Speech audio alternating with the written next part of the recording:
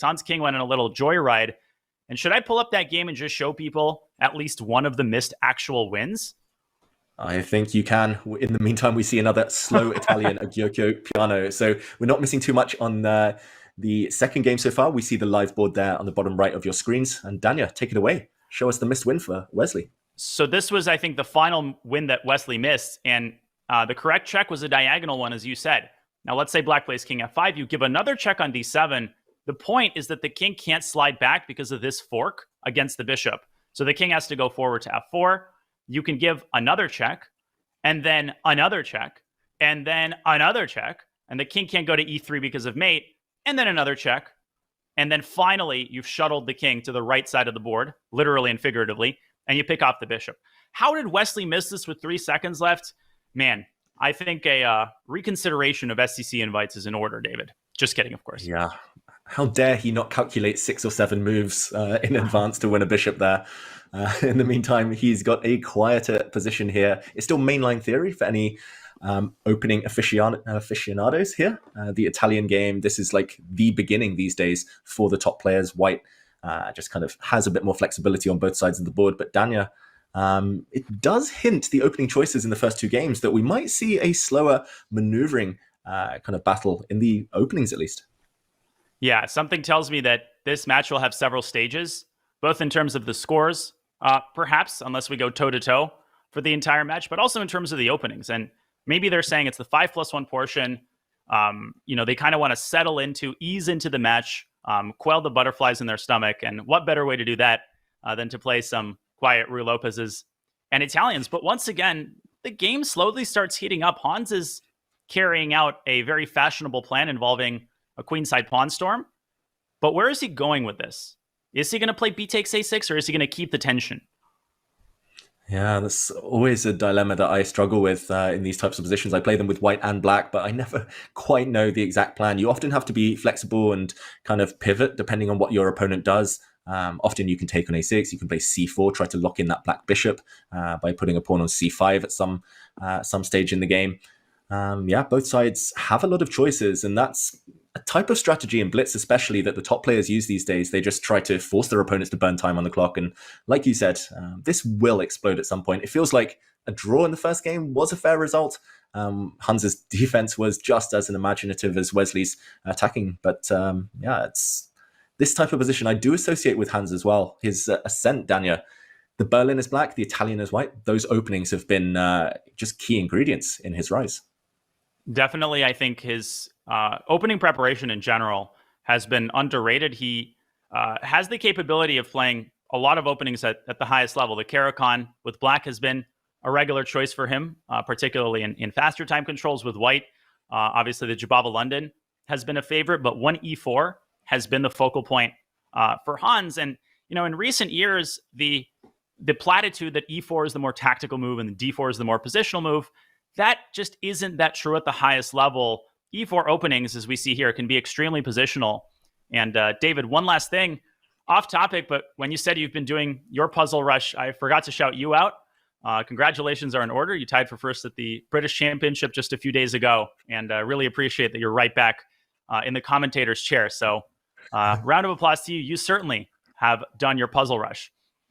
Thank you, Danya. You're bringing up traumatic memories, though, losing that tiebreak. I was one move away from the title, but that's chess. And the best remedy from setbacks, I find, is diving right back in. So it's great to be here watching the best players in the world. And actually, during the British Championship, you were giving me some beatings in the evenings and blitz, helping me warm up, I'm going to say.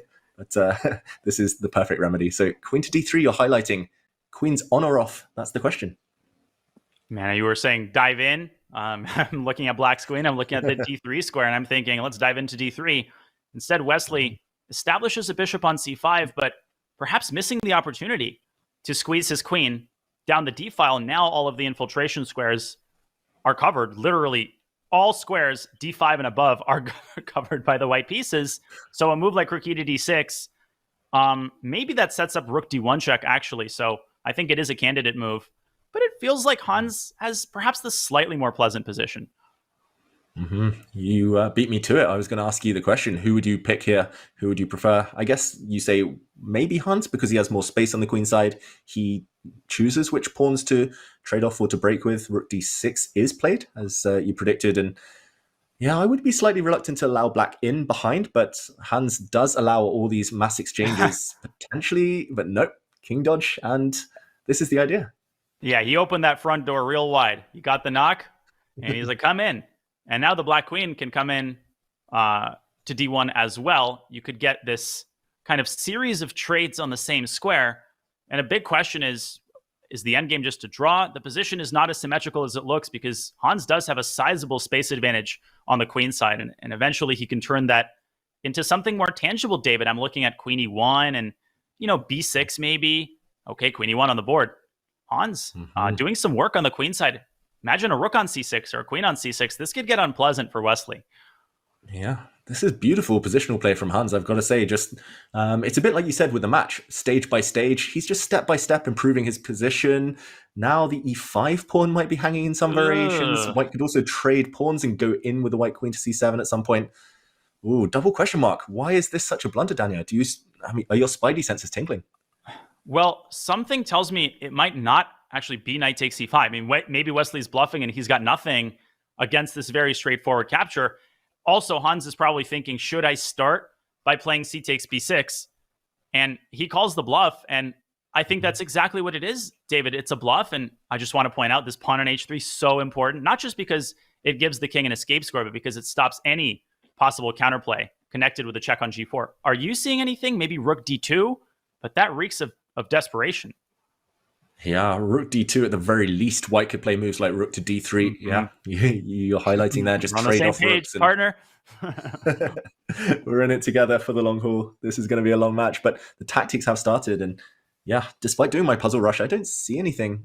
It takes black at least 3 or 4 moves to set up one threat against the white king, and you will not have that time, that luxury. So Wesley, a pawn down until now. He maybe this was the idea, simplifies, but I'm looking at the white queen coming into c7 after some trades. There we go.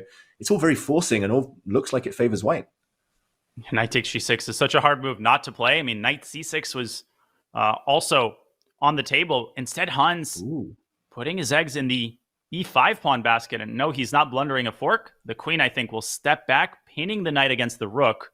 So potentially he'll be a pawn down if Wesley grabs c5. But it's not about the quantity of pass pawns, it's about the quality. And let me tell you, this is a pretty high-quality passer. It might be on e8 in the blink of an eye. Yeah, Eddie, the e-pawn is going to start sprinting forward. Queen to d3, very nice move. Hitting g6 as well. And whoa, the blue arrow there, Daniel. Queen h4. Wow, defending the rook on d8. That is so agile. That's like a gymnast type of move. You switch from one side to the other, defend the black rook on d8, break the pin, but so hard to find. Yeah, are we at Cirque du Soleil or are we at the SEC? And my question there would be rook e4 and rook d4. Why doesn't that win a knight? Actually, rook e4 even here is a move, as is e6. Black is actually not creating a concrete threat. And queen h4, the point actually was to defend the rook, as you said. Now the rook is still undefended. David, is your move e6 or do you start by just taking on b6 and trying to be clinical? Oof, caveman chess. That's the English school of chess. I would play e6 and just try to hammer that pawn home to the promotion square. But some calculation, of course, needed. So many candidate moves. And he's got a lot of time, Hans Niemann. He's been so quick and decisive this game. Really impressive so far. But finishing off the likes of Wesley, so that's one of the toughest things in chess. So e6 looks strong. I don't really see a reason not to. Sets up a huge threat of e7. Hans had some positional showstoppers against MVL, but he also had a couple of games that he wanted to take back. Some issues with, the final stage of conversion, which of course is a universal problem against these top guys. Actually, David, starting by trading on b6 would have allowed Black's queen to drop back. Hans taking a completely different approach. He goes rook e4, and now he's going to play rook d4, but the queen will drop back to f7. So Wesley is going to fight for this knight. Yeah, you got to fight for the right to party. I don't know what the song lyric goes. But yeah, fight for that knight. And e6 instead. Ooh, now black queen gets back, defends her knight. So the black rook will just slide after rook e8. But white will... Ooh, is white winning that black knight? Probably. Oh, Probably but at the knight cost f of a few pawns, though. even knight f4 though has to be considered there. E7 played, and Wesley can also just give up the knight. I think he has to. If he moves the knight, there's queen to b3 check, saving the white queen and then picking up the black queen. So he might have to give up the knight, but he will have 3 pawns for the piece, and that passed a pawn might be a real ace-up black sleeve for later. Any endgame, that pawn might save him. It's not as over as it looks, Daniel. Yeah, Hans kept kind of changing his mind on how he wanted to win the night. He was like, first, I'm going to use my e-pawn. I'm going to use my rook. I'm actually going to use my e-pawn.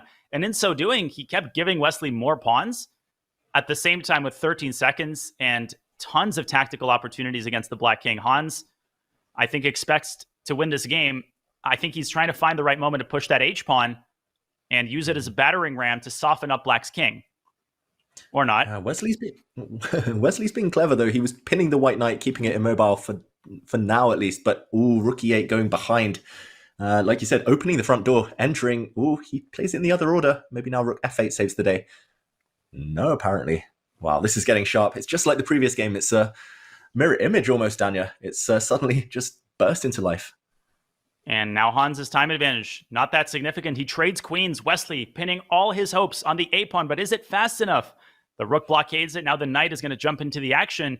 And David, we're going to get a long endgame here because I think eventually Wesley's going to try to take b5 and give up a3. It should be winning, but these types of positions are never actually that easy to convert. Hans is trying to keep his b-pawn, though, and maybe that's the right approach. Yeah, I'm surprised he didn't go the whole way over with the white king, but he's trying to cut the black king off. Beautiful endgame play, just immobilizing the black king here and eventually stepping across. Knight to a4 will now win the b6 pawn, and he's done it so convincingly. That was awesome. Hans made a lot of mistakes there to allow Wesley to come close. All credit to Wesley, but that endgame technique was